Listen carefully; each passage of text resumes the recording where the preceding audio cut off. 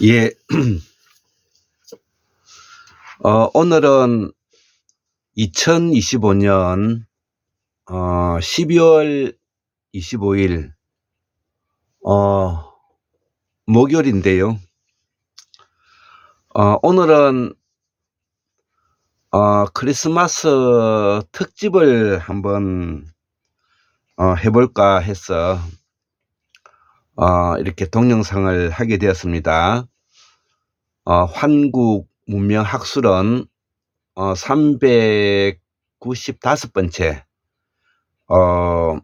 오늘 크리스마스 특집 강의를 한번 해보도록 하겠습니다. 여기 오늘 제가 이야기하는 내용은 전반적으로 우리가 그동안 겪어왔던 우리나라의 지난 역사뿐만 아니라 전반적인 것을 두루두루 한번 이렇게 이야기 한번 해볼까 하는 그런 마음으로 시작을 해볼까 합니다. 그래서 제가 아침에 이렇게 한번 적어봤습니다. 요 적어봤던 내용들을 거꾸로 시작해 보겠습니다. 1번에서 한 5번까지 이렇게 적어봤는데 거꾸로 한번 시작해 보면 5번째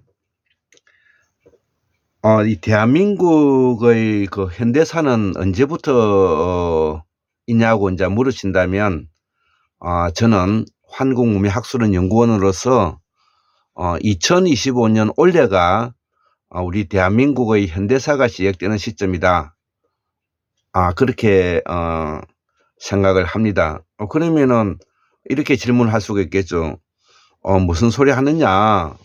우리가 1945년 해방 이후 또 부터 오늘날까지 오면서 우리가 산업화를 이루고 경제 성장도 하고 민주화도 이루고 이렇게 해왔는데 무슨 소리 하느냐 이렇게 이야기할 수 있겠지만은 제가 보는 이 그 현대사는 물질적 궁핍으로부터 해방이 되고 그 다음에 사회적 인습으로부터 해방이 되고 사회적 인습으로부터 해방이 되고 또 자기 자신의 잘못된 것으로부터 해방이 되고 그 다음에 민주적 정당성이 확보되는 해방이 돼야 된다. 이 한 4가지 조건을 들고자 합니다.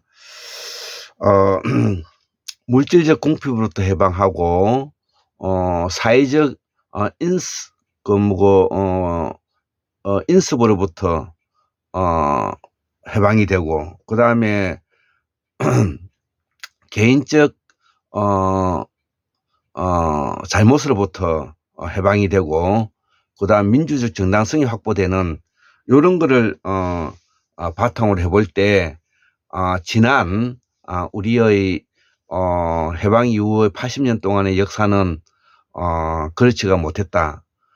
그렇게 제가 보기 때문에 그렇습니다. 그래서 이 대한민국의 현대사의 출발은 올해 2025년 6월 3일 이재명 정부가 국민주권주의를 실현하면서 또 그동안에 여러 형태의 우리가 혁명을 우리가 시도했지만 거기에 부합하는 결과를 도출하지 못한 부분이 있는 것입니다. 저 멀리는 동학혁명에서부터 그 다음에 일제시대 때 3.1 운동, 3.1 혁명에서부터 그 다음에 해방 전국의 해방혁명으로부터 그 다음에 뭐 5.16 기타 이런 과정을 거쳐오면서 많은 부분에 우리가 국민주권주의를 실현하지 못하고 우리가 번번이 군부 독재에게 이렇게 강압에 의한 시대를 맞이하고 왔던 것이죠. 그렇기 때문에 우리의 이런 그 촛불혁명, 광주민주화 혁명, 부마민주화 혁명, 그 다음에 그 촛불혁명, 그 다음 비스혁명 이렇게 과정이 오면서 실질적으로 국민 주권 정부를 실현하는데 우리가 번번이 이제 실패했던 케이스죠. 5.16 군사혁명, 11.2 신군부 쿠데타, 5.16 쿠데타, 신군부 쿠데타, 그 다음에 신자유주의 쿠데타, 이명박의 신자유주의 쿠데타, 그 다음에 윤석열의 검찰 쿠데타, 조일의 사법 쿠데타 이런 과정을 거쳐오면서 우리가 실질적으로 대한민국이 민주적 헌법을 가지고 있지만 실질적으로 민주화되지 못했던 그런 과정이었죠. 자, 그래서 사회가 양분화되고 빈부격차가 늘어나고 우리 사회가 모순 사회로 극대화되어 있는 이런 부분들을 제가 설명하고자 하는 것입니다. 자, 그래서 이 현대화를 이루어가기 위해서는 제가 한 5가지 정도의 제반 사항이 형성이 돼야 되는데, 그러려면은 첫 번째로 대한민국의 민주주의가 실질화가 돼야 된다는 것이죠. 실질화가 돼야 된다는 거. 형식화가 되면 안 되고 실질화가 돼야 된다. 여기 이제 현대사의 기본이고요. 또 대한민국의 민주주의의 국민주권주의가 실현돼야 된다. 국민주권주의가 실현돼야 된다는 것은 직접 민주주의가 이제 가능해야 된다는 겁니다. 국민 참여, 시민 참여가 보장되는 국민 직접 참여가 가능한 정치가 이루어져야 된다. 그 다음에 네 번째는 역사 복원과 더불어서 식민사관, 그 다음에 친중 세구 학파, 친미 기독교 학파에서 물들었던 역사를 복원하고 교육혁명이 동시에 일어나야 된다는 겁니다. 역사혁명 플러스 교육혁명, 여기 핵심입니다. 교육개혁이 꼭 일어나야 되는 것이죠. 그렇기 때문에 지금 우리가 현대사를 바로잡아 가기 위해서는 가장 대표적인 2가지가 역사 복원하고 교육혁명이다. 이렇게 제가 말을 할 수가 있고요. 자, 5번째로는 민주주의의 가장 중요한 것이 대한민국 민주주의 절차적 정당성이다. 예, 이렇게 이제 5가지 정도를 내세울 수가 있는데, 그러면 우리는 왜 한국의 민주주의가 실현 가능하고 그리고 세계 민주주의에 내다팔 수 있는 그 여지가 있느냐? 그것은 바로 우리의 과거의 뿌리 역사가 바로 민유 방본이라 해서 백성은 나라의 근본이라는 것이죠. 물론 황제도 있었고 왕도 있었지만 기본적으로 우리 국민들에게 가지고 있는 정신적 뿌리적 사상은 바로 백성은 나라의 근본이라는 민유 방본의 바탕을 두고 있는 우리 철학 민본주의를 가지고 있기 때문에 그런 것입니다. 그러면 이런 민본주의를 달성하기 위해서 가지고 있는 제도가 그게 이제 대동사회라는 것이죠. 대동사회. 그래서 대동사회는 그러면 어떻게 형성이 되어 있느냐? 그것은 바로 우리가 도당굿 이런 거는 찾아보시면 좋겠습니다. 제가 살고 있는 여기 경기도 부천시에 중동에 장말도당이 있습니다. 장말도당, 즉 도당굿. 그 다음에 우리가 향약 들어보셨죠? 향약 지방 유지들이 서로 협동하고 협력하는 그런 관계 규범을 적여놓은 것이 향약이잖아요. 그것이 바로 우리가 계모임과도 밀접한 연관성을 가지고 있지만, 그래서 향약계 그 다음에 두레 품앗이, 두레와 품앗이, 예, 이런 부분이 바로 대동사회를 제도를 이끌어가기 위한 민유 방본의 바탕을 두고 있는 백성은 나라의 근본이다. 자, 그러면 백성은 나라의 근본을 앞으로는 민주화로 가기 위해서는 어떻게 해야 된다? 민주방본에서 그 다음에 시민이 주체가 되는 시유방본으로 이제 바꿔야 되겠죠. 시유방본으로 바꿔야 되겠어. 그래서 시민이 나라의 근본이 된다는 겁니다. 시민이 나라의 근본이다. 국민이 나라의 근본이 된다는 뜻이 되는 것이죠. 자, 그래서 시민이 나라의 근본이 되는 시유방본으로서 우리가 나아가야 된다. 이거를 이제 우리 박구영 교수는 전남대 철학자 교수이신 박구영 교수님 이름을 뭐냐면은 국민주권주의에 걸맞는 이름이 국민주의라는 것이죠. 국민주의. 저도 여기 동의하고요. 그래서 민본주의가 국민주의로 바꿔야 된다 이거. 민본주의가 국민주의로 바꿔 나가야 된다. 이것이 바로 뭐냐면은 우리가 대한민국 앞으로 현대사를 이끌어가기 위한 가장 기본적인 틀이다. 5가지를 제가 설명을 했습니다. 그래서 환국문명 학술에서 항상 이야기하고 주장했지만 환국사를 복원하여 태고사를 재발견하고 환국사를 복원하여 한국의 민주주의를 견인하여 세계민주주의 내다판다. 이것이 뭐냐면은 학문하는 목적이라는 겁니다. 학문하는 목적이다. 환국문명학술원이 내세우고 있는 학문의 목표점은 바로 태고사를 재발견하여 환국사를 복원하고 한국의 민주주의를 복원해서 세계민주주의 내다판다. 이런 취지로서 5번째를 설명을 했습니다. 자, 그러면 4번째 우리가 알아야 될 부분이 기본적으로 우리가 이 현대사 이전에 우리가 1970년도 새마을 운동을 하기 이전까지만 하더라도 우리나라는 90% 이상이 거의 농업을 중심으로 하는 사회였다는 것이죠. 농업을 하는 사회로 이루어진 사회였다는 것이죠.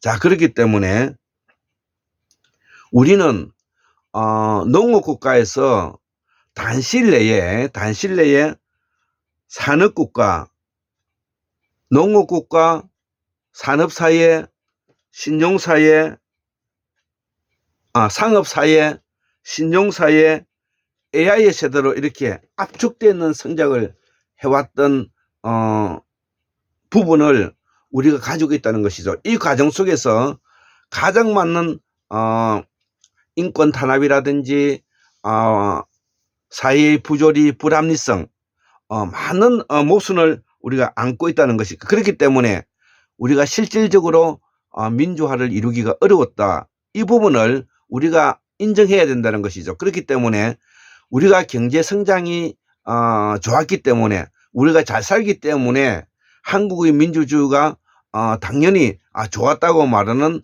이런 방식은 우리가 앞으로 우리의 미래를 이끌어가기 위해서는 좋은 학문하는 자세가 아니다. 공부하는 자세가 아니다. 그렇게 저는 생각을 합니다. 그래서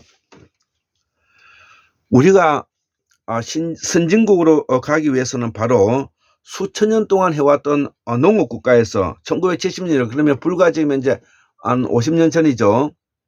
50년 전에 우리가 베이비붐 세대 때 베이비붐 세대라는 것은 1900 해방 이후에 6.25 때 50년대 태어나서 1965년도에 태어난 사람을 공식적으로 우리가 베이비붐 세대라고 말을 하지만 제가 볼 때는 70년도생까지는 베이비붐 세대다 이렇게 저는 공감하리라 생각합니다. 자, 그렇기 때문에 이 세대들이 이러한 아까 앞에서 이야기했던 우리 한국 사회의 모순 사회를 겪어왔던 중심적인 사회였다는 것이죠. 그런데 오늘 제가 4번째로 이야기하고자 하는 가장 핵심적인 것은 우리 사회는 그동안에 수천 년 동안에 칼 야스퍼스가 말하는 차축의 시대, 축의 시대로 기준을 해볼 때 약 2700년 동안의 농업 사회였다는 겁니다. 농업 사회. 그렇기 때문에 이 농업 사회라는 것을 항상 염두에 두고 우리가 뭐냐면 생각하고 사유해야 된다. 이 이야기를 하고 하는 겁니다. 자, 그렇기 때문에 지금부터는 우리가 산업사회, 아까 신용사회, 상업사회, AI 사회를 일단 접어두고 이 이전은 우리 사회를 이끌어가고 있는 기본적인 토대가 농업사회라는 것을 전제로 두고 생각을 하고, 농업사회를 이끌어왔던 대빵은 왕이 있다는 거, 왕이 있다는 것을 염두에 두고 우리가 생각을 사유를 해야 되는 겁니다. 그것을 우리가 바로 이해하지 못하면은 사고의 혼란을 초래하기 때문에 그렇습니다. 자, 그래서 우리가 선진국이 된 것은 농업사회, 산업사회, 상업사회, 신용사회, AI 컴퓨터, 디지털 사회로 전환했기 때문에 우리가 가능한 일이었고, 그렇기 때문에 우리가 지금 현재 대한민국이 세계 10위 선진국 10위권 안에 교육국이 되고 선진국이 됐다, 이렇게 말을 할 수가 있다는 것이죠. 자, 그러나 이것은 바로 제국주의의 침탈, 소위 말하는 일제 제국주의의 침탈, 그 다음에 미제국주의, 친미 기독교 학파가 중심이 되고 있는 미제국주의의 침탈, 그 다음에 조선시대로 넘어가면 친중 세국 학파의 중공의, 지금 현재 중공의 제국주의 침탈이 있었다는 것이죠. 그때는 물론 청나라였죠. 청나라 명나라였죠. 이런 침탈 속에서 우리가 겪어왔던 일들이라는 것을 우리가 이해를 해야 되는 것입니다. 그렇기 때문에 우리는 4대라는 이야기도 고민을 해야 되고, 4대 또 할 수밖에 없는 환경, 또 4대를 함으로써 얻는 이익과 또 여기에 나타나는 우리의 그 주권 침해에 대한 고민, 이런 여러 가지를 두루두루 우리가 생각을 해봐야 된다는 것이죠. 그래서 가장 핵심적인 것은 지난 우리가 농경 사회에서는 이러한 제국주의 침탈의 수모를 겪으면서 이루어온 성과였다는 것이죠. 대표적인 나라가 중공, 일본, 미국이 이제 그렇게 된 것이죠. 자, 그래서 이러한 우리의 경제 성장과 우리의 산업화는 바로 이러한 제국주의를 이겨낸 찬란한 우리의 역사 과정이라는 것을 가지고 있는 우리 국민들의 자산이다, 이렇게 뭐냐면 받아들이면서 이해를 했으면 좋겠습니다. 자, 그래서 우리 국민은 바로 중국, 일본, 미국, 러시아, 기타 이런 주변 강대국의 제국주의적 요소를 우리가 극복하고 이겨낸 자산으로서 오늘날의 세계 10위의 선진국 대열과 그 다음에 군사 5위에 좀 들어가 있다. 이것을 우리가 큰 자산으로서 우리가 생각해내야 된다, 이거죠. 자, 그러면 이러한 농경사회가 기반이 되고 있고, 이러한 제국주의적, 소위 말하는 주변 제국주의적 요소에서 우리가 이렇게 이겨낼 수 있었던 원인은 무엇이고, 우리가 여기에 우리가 놓쳤던 것은 무엇이고, 여기에 대해서 우리 국민들이 어떤 자부심을 가져야 되는가, 이런 것들을 우리가 이제 고민을 해봐야 된다는 것이죠. 그래서 우리가 학문을 하는 이유, 공부를 하는 이유가 바로 여기에 있다는 것이죠. 자, 그러면 지금 현재 우리가 윤석열 정부, 김건희, 그 다음에 건진법사, 뭐 이런 윤석열 시기에 3년 동안에 있었던 주술의 사회, 뭐 주술적이다, 무당적이다, 뭐 이런 이야기들에 대해서 어마어마한 비판을 하고 있는 것이죠. 그래서 이 이야기의 핵심은 합리적이고 이성적이고 합리적이고 이성적이고 계몽적이고 성과주의에 부합하지 않는다는 말인 것이죠. 그러니까 이성적이고 합리적이고 계몽적이고 성과주의에 부합하지 않는 짓을 했다. 그것이 바로 뭐냐면 주술주의고 무당주의다. 이런 요소를 가지고 있다는 것이죠. 자, 그러면 우리가 공부를 하는 입장에서는 이성적이고 합리적이고 계몽적이고 성과주의의 바탕을 두고 있는 사회라면은 윤석열과 같은 구태타가 일어나면 안 되는 것이죠. 5.16 같은 박정희 같은 군사 구태타가 일어나면 안 되는 일이죠. 전두환 노태우의 11.2 신군부 구태타 같은 것이 일어나지 않아야 되는 것이죠. 조희대의 사법 구태타가 일어나지 않아야 되는 것이죠. 해방 이후에 인형 구태타가 일어나지 않아야 되는 것이죠. 그런데 우리는 그런 것들이 일어나지 않습니까? 왜? 이성적이고 합리적이고 계몽적이고 성과주의적 요소를 가지고 있는 우리 근현대사에서 이러한 참혹한 구태타가 일어나느냐? 그것은 우리가 이성적이고 합리적이고 계몽적이고 성과주의의 바탕을 두고 있는 학문에 대해서 연구를 한 번 더 해볼 생각을 해봐야 된다. 그렇기 때문에 우리가 공부하는 이유인 것입니다. 그러면 이성적이고 합리적이고 계몽적이고 성과주의에 대한 반대편에 있는 생각은 도대체 무엇일까? 이성의 반대편에 있는 것은 무엇일까? 감성이다. 자, 그러면 감성은 감정과 감각을 포함한다. 오케이. 그 다음에 합리적이다. 합리적이다는 것은 반대편에 있는 것은 주술적이다. 그 다음에 계몽적이다. 그 사람을 억압하고 그 사람을 고치고자 하는 데서 그러면 계몽은 자유다. 반대편에 서 있는 것은 자유다. 그러면 성장을 하고 성과를 내고 결과를 도출해야 되는데 거기에 반대편에 있는 것은 과정이다. 자, 그러면 우리는 지금까지 오는데 감성적이고 주술적이고 자유와 과정을 충실히 했는가? 여기에 대한 질문을 제가 던지는 것입니다.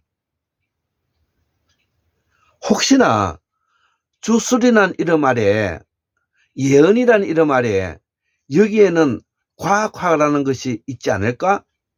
천문학적 지식이 있지 않을까? 풍수지리적 지식은 있지 않을까?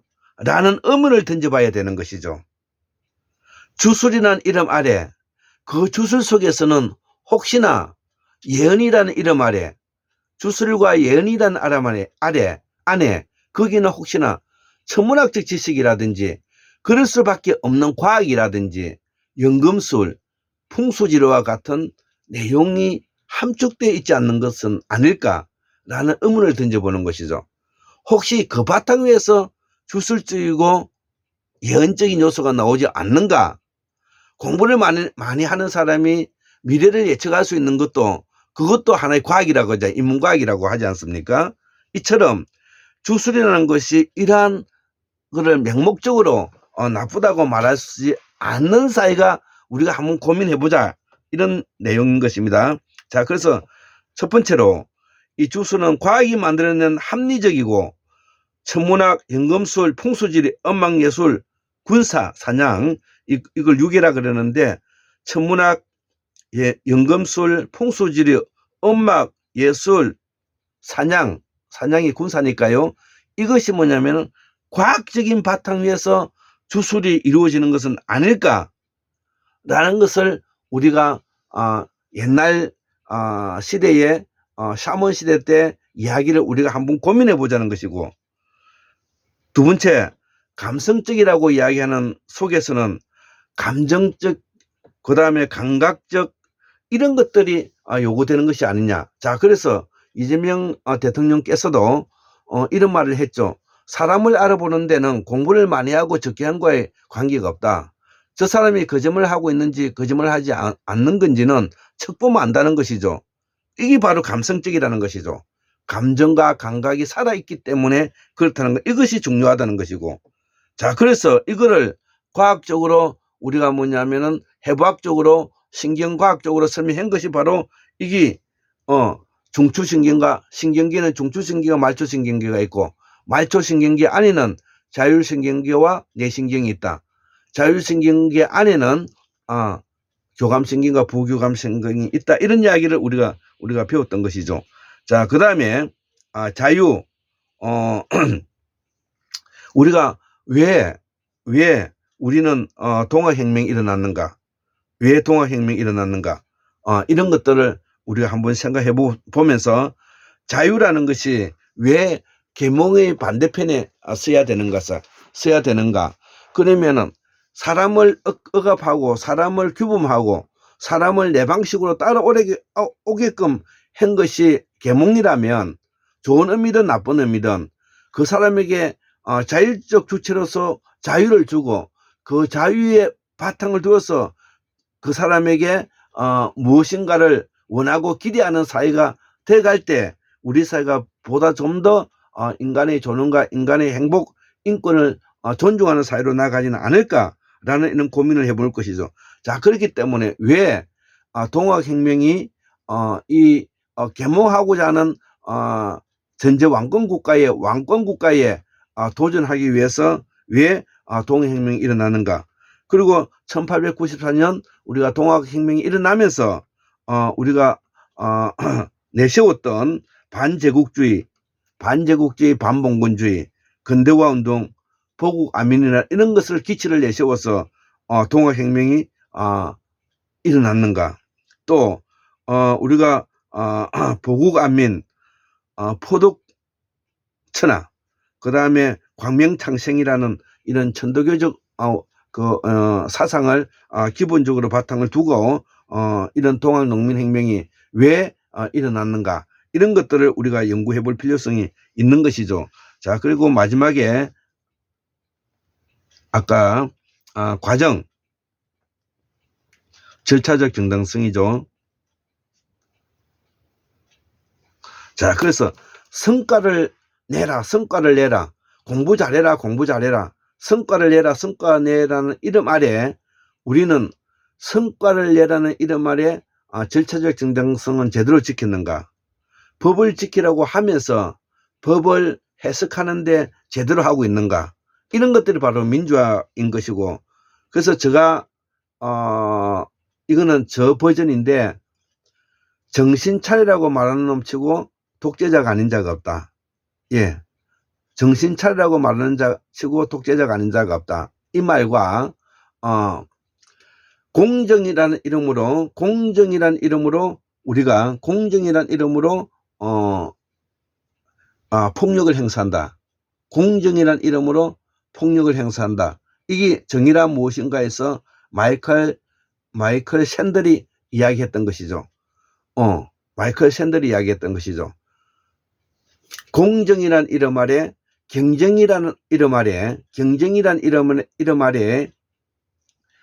내 마음속에 파시즘이 자라고 있다는 것이죠. 예, 이런 내용이 바로 그런 것입니다. 자, 그래서 우리가 네 번째로서 우리 사회는 기본적으로 1972년도 70년도 이전까지 근 2000 차초의 시대 때부터 2700년 동안에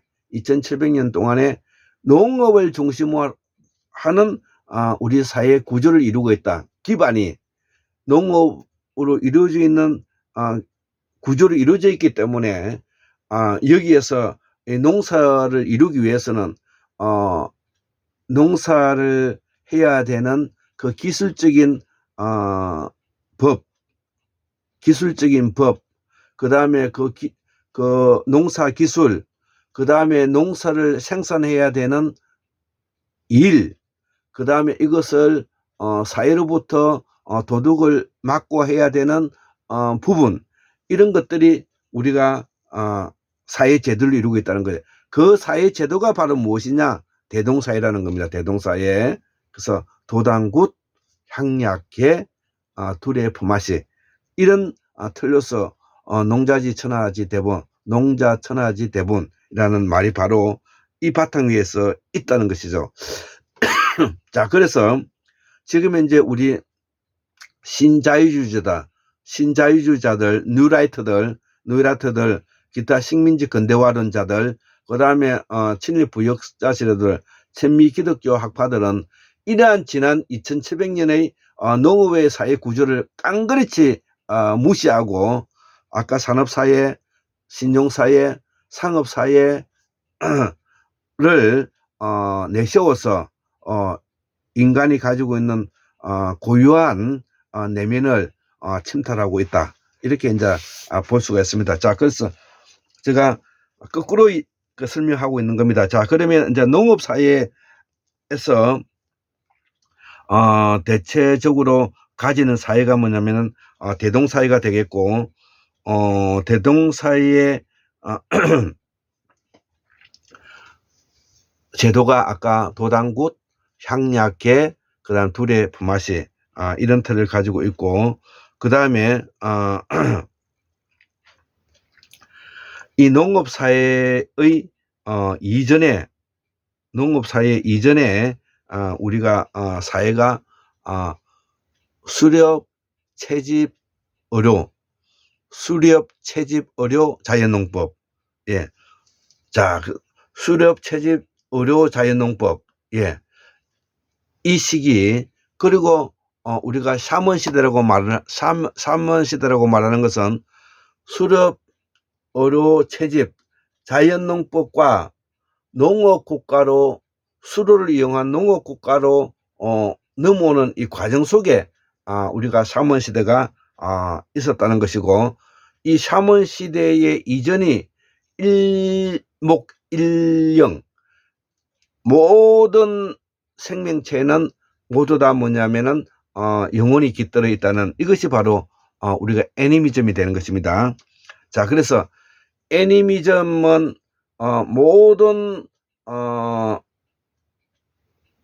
나무, 모든 돌에게, 모든 생명체에게 일목일령이 있다는 거, 영혼이 있다는 거, 이게 애니미즘이고, 이 애니미즘에 이제 넘어서 나오는 이제 사상이 바로 샤먼 사상인데, 이 샤먼 사상은 수로, 의료, 채집, 자연농법과 농업국가로, 수로를 이용한 농업국가로 넘어오는 이 과정 속에서 샤먼 사상이 나오게 된다는 겁니다.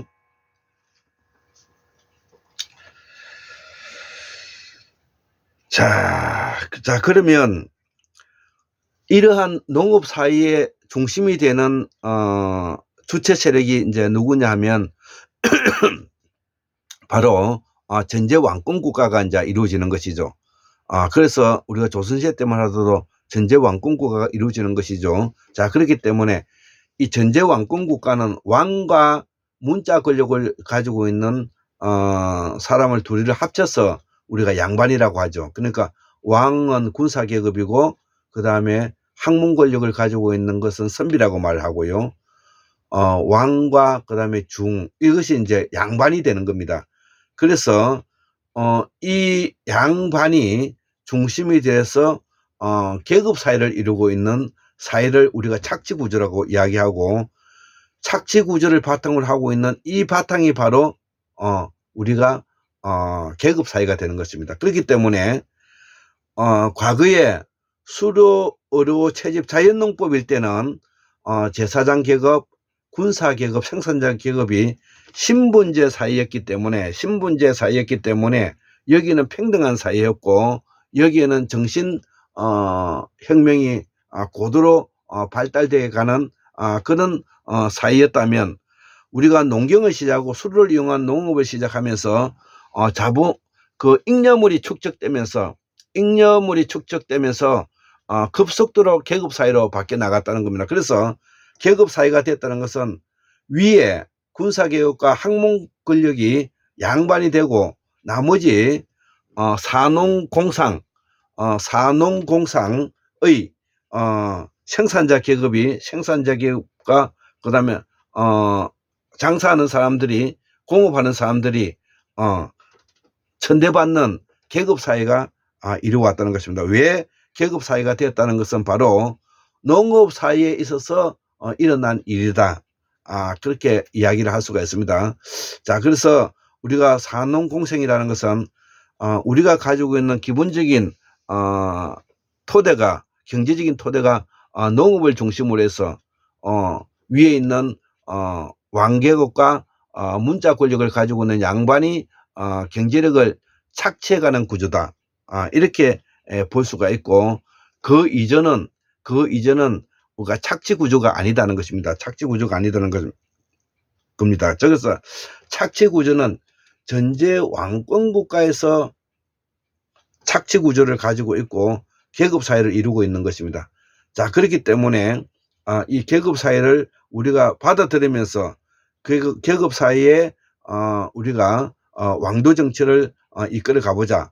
그래서 왕도 정치를 이끌어 가는데 부합하지 못하는 왕은 갈아치워야 된다. 이것이 이제 역성혁명의 우리가 맹자의 역성혁명 사상이 있지 않습니까?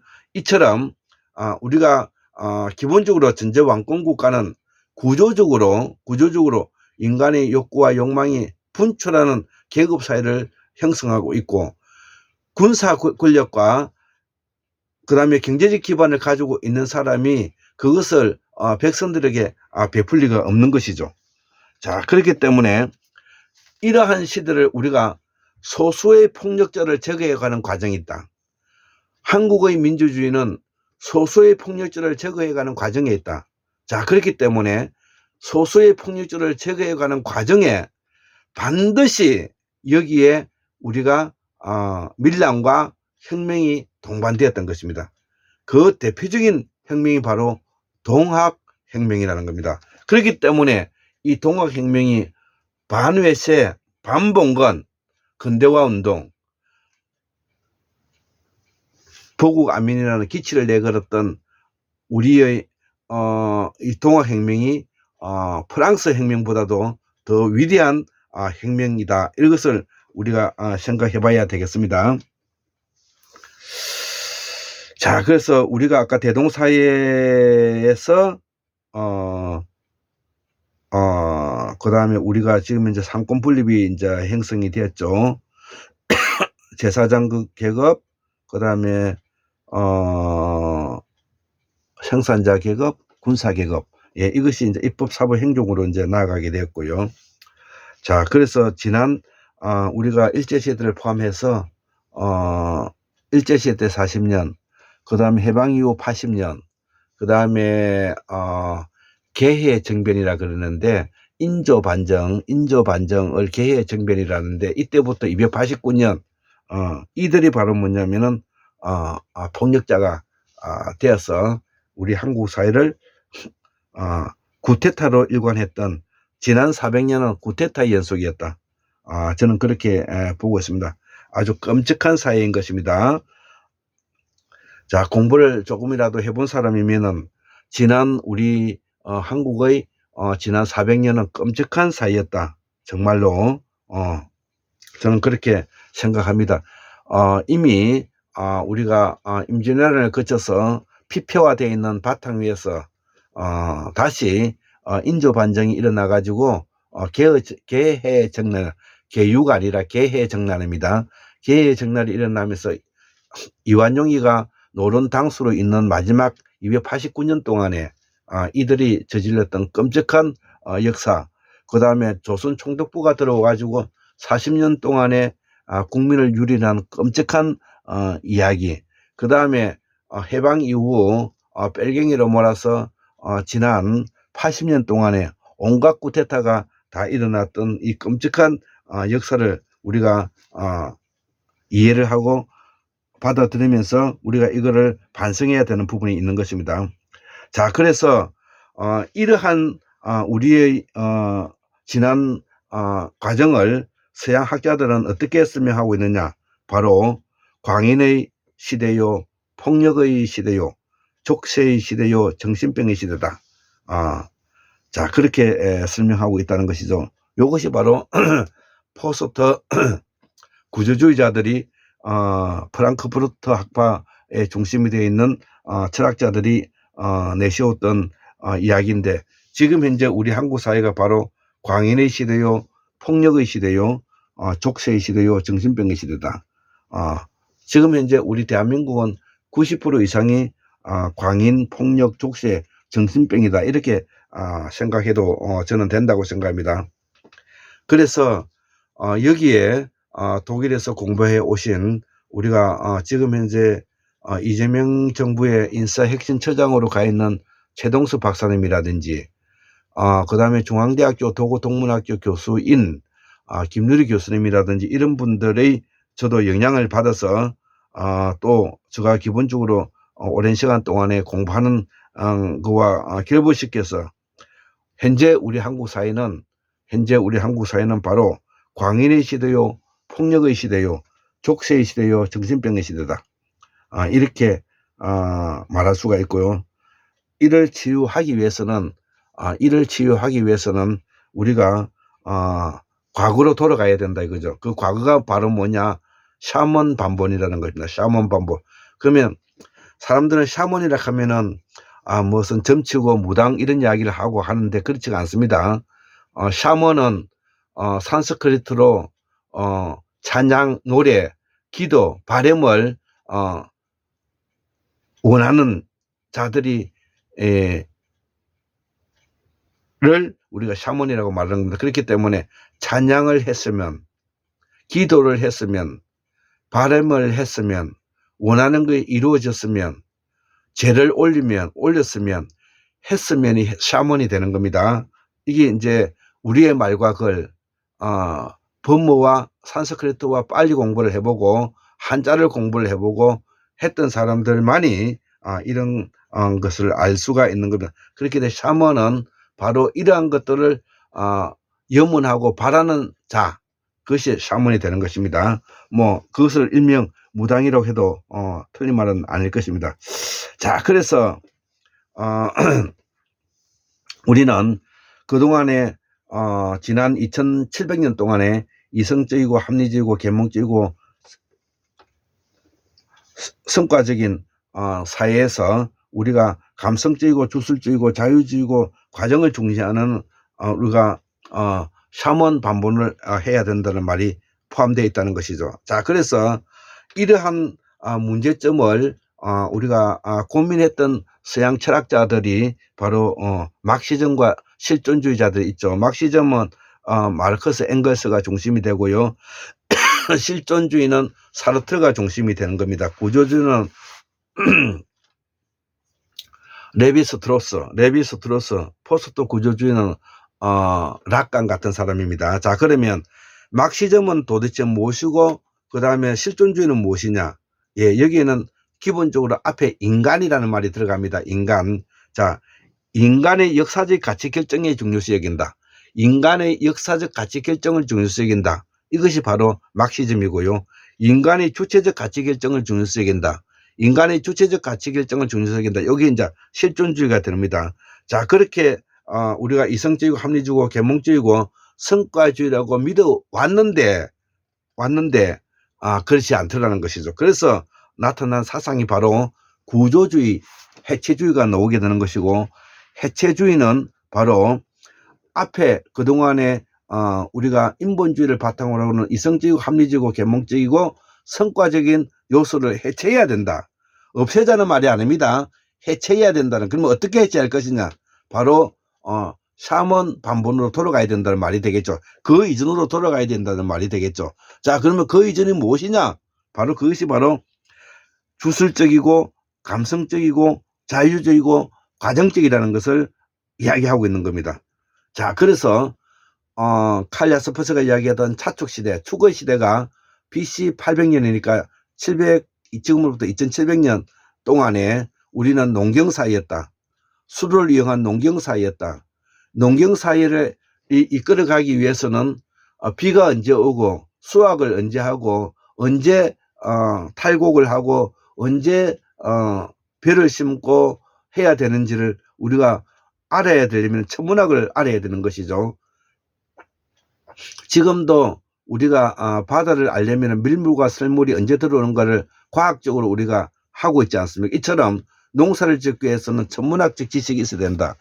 그 천문학적 지식을 가지고 있는 자들을 우리가 주술가라고 이야기하고 예언가라고 말을 할 때 우리가 이거를 지금 현재 김건희 정부 김건희 윤석열 정부에 있어서 주술 그 다음에 무속이라고 폄하만 할 것이냐, 그렇지가 않다는 겁니다.